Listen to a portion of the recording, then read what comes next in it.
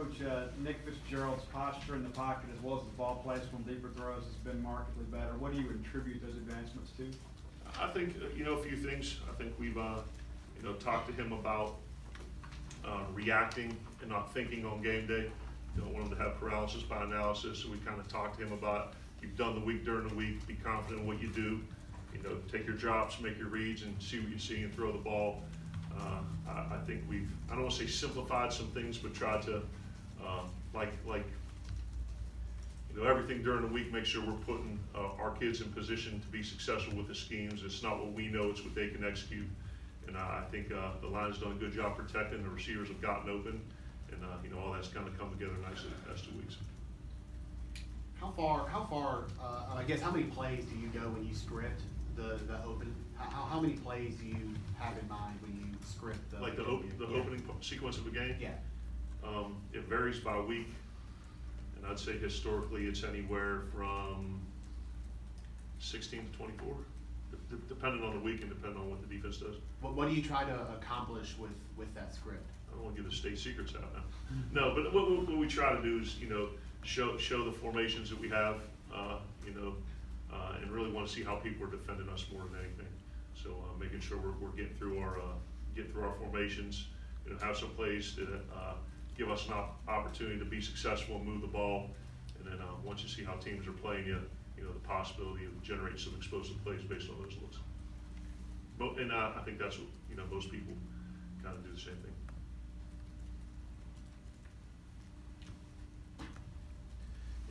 In these games where you're an underdog, it's often the case that they'll try to take a shot early in the game. And I think you mentioned it with FCS teams coming here, that you need to kill hope for them, and I think you're kind of in the opposite situation here.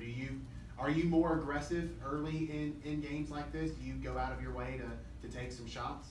I don't think necessarily early, but you want to make sure that you're able to generate explosive plays. And yards are hard to come by against this defense, whether it's on the ground or in the air.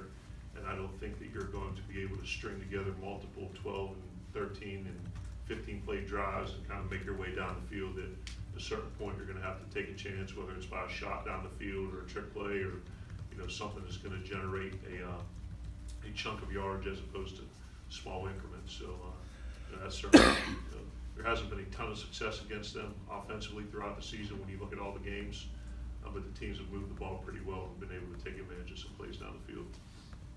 Coach, Alabama's won 10 in a row in the series. How do you kind of coach your kids up to think, this could be the year that we reverse the trend?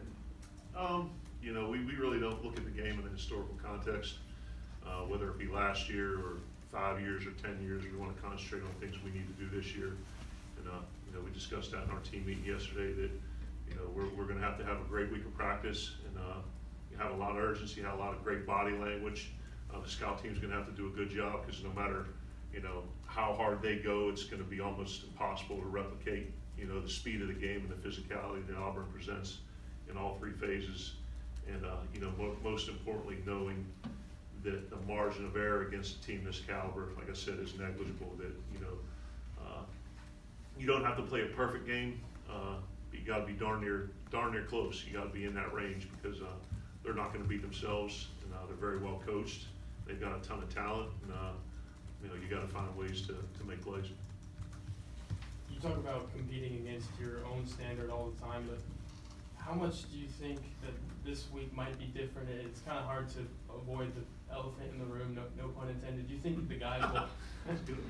Do you think the guys will have sort of a different feeling through practice this week? Yeah, I don't think that's. You'd be remiss not to look at it that way, and I guess my point is we're not changing our approach, but there will be a heightened sense of awareness. So, certainly they know that, to be able to compete and have an opportunity to beat a team of this caliber, that a substandard week of practice is not going to get it done. So once again, the methodology and approach is not going to change, but certainly the manner in which we game plan, the manner in which we practice, and then how we play with our effort and precision on Sunday has got to be certainly have a heightened sense of awareness.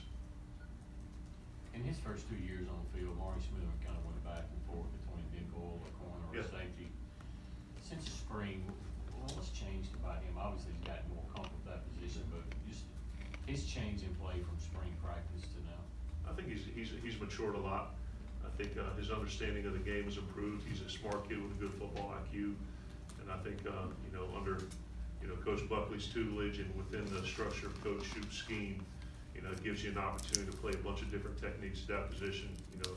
Cloud corner with the ability to run support, some quarters, some man-to-man, and I think he possesses that skill set. And I think every practice, every day, you see him get a little bit better, and I think that's helped him gain confidence as well. Coach, during your time in Pittsburgh and being at Penn State, how much did Alabama Auburn, how much did you come to know about it? Did you pay attention to it very much? Just talk about that a little bit, the history. Yeah, I think it predates Penn State. I mean, it's certainly hard to ignore. Like I said, they're the gold standard in the league. They've done it the best for the longest time, and when I say what we aspire to be, when we talk about bringing our first SEC championship to Starkville since 1941, Coach has a process. He sticks to it, and we talk about with our guys a culture of accountability, a culture of productivity, a culture of persistence. Not only have they recruited at an extremely high level for a long period of time, but they do an unbelievable job with player development. They do an unbelievable job with coaching, and you can tell that the culture allows them to do the little things right when it gets to the big game setting. And I think that's something that as we grow to become that type of program and aspire to do those things, those are things we're going to need to do as well. Offensive tackle play was pretty shaky early on this season. How have you seen those guys kind of progress as the season goes on, and how is that rotation at left tackle working for you? Yeah, listen, I think we got our confidence shook with that kid from Kentucky a little bit. He had a day against us, with the count, and listen, and the polite kid from Florida. Those are two real good pass rushers.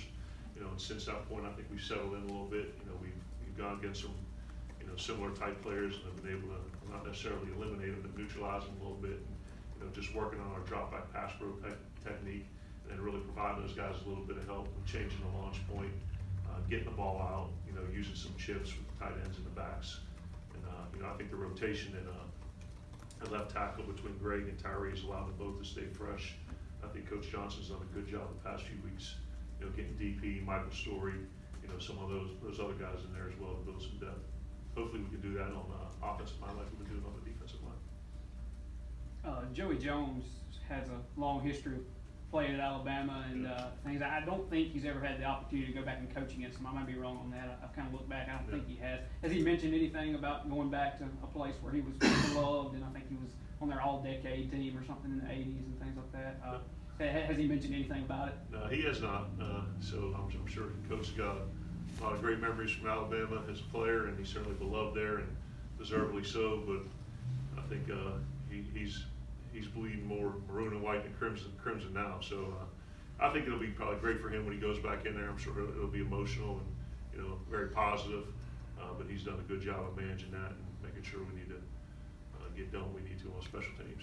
But I'm sure it'll be pretty cool for him. Colin Dill's work as a running back speaks for itself, but have you been impressed with what he's done as a wide receiver, particularly the downfield routes, and was he close to 100% the other night? Yeah, I'd say close. I don't want to put a percentage when we speculate, but I know 100. But he's a tough kid, got it through, wanted to play, and Thomas and his staff have done a great job getting him ready. But I think that's something that we discussed probably a little earlier in the year relative to running back carries. I know both he and Aries are over six yards a carry, and I think ranked 4 or 5 in the league in yards per carry. And it's a chicken or the egg thing. Are they averaging that many yards per carry because we're handing the ball off to them in advantageous looks? And I think it's about dispersal of the ball to playmakers. So whether we're handing it off to Kyle and finding a way to give them the ball in quick screens, swing screens, or down the field matched up on the linebacker, it's about getting the ball into his hands, and whether it's handing it off or throwing it, to me is immaterial. Alabama's only given up 113 rushing yards in the past 3 games combined. Knowing that, how much of Per game or combined? Combined. Whoa. 113 yards in 3 games. Knowing that, how much of an emphasis will be on continuing the success that you guys have had in the passing game, past 2 games? Yeah, we're going to need to do both to be balanced, and I think that's probably the biggest change or sign of growth with the offense from LSU to now is one, a concerted effort on my part to get back to what I believe, which is dictating the tempo of the game and not reacting to it. Finding a way to be balanced. The teams are taking away the run by numbers or support, our willingness and ability to throw the ball and out of the quick game or down the field. And you're not gonna, I mean, you watch all these games, you're not gonna make a living in a hand of the ball up the middle against this front. It's just not realistic. So we gotta be creative in the ways that we run the ball, creative on the ways we get it on the perimeter, and quite frankly, being able to protect and get guys open. So it's gonna be a huge challenge. This is an excellent defense. Coach, you mentioned that Tua's having a Heisman caliber type season. Is the approach going to the week to make things, more difficult for a talent like him rather than just outright stop him? Yeah, I hope so. I hope we're able to make it difficult on him. But he's, I said, Coach Loxley's done an unbelievable job. In his first year as a coordinator, I think they're up over 550 yards a game of total offense, over 50 points. So once again, with great players like him, I call them game wreckers, that they're able to take the game over by themselves. I don't know that it's ever necessarily a matter of stopping them as it is neutralizing them or containing them. And that's our hope with him. And that's why I'm a proponent of the dual threat quarterback, because he's a guy that could drop back, stay in the pocket, make his progression in his reads, and push the ball down the field, and at the same time, beat you with his feet on design runs. Or some of the big things you watch is when the play breaks down, he scrambles out of the pocket, and you see Ruggs or Jerry Jeudy kind of flush out of there and make a play. So he's a guy that certainly merits a ton of attention, and I know Coach Shoup and the staff are going to do a great job of playing together. You mentioned the swing screen concept for Kyle, and he's gotten a lot of that. It's common for running backs to get a lot of targets in your system. Is that exact swing screen concept common, or is that something that Kylan's been getting more of? I think very common. Yeah, it's been kind of stable.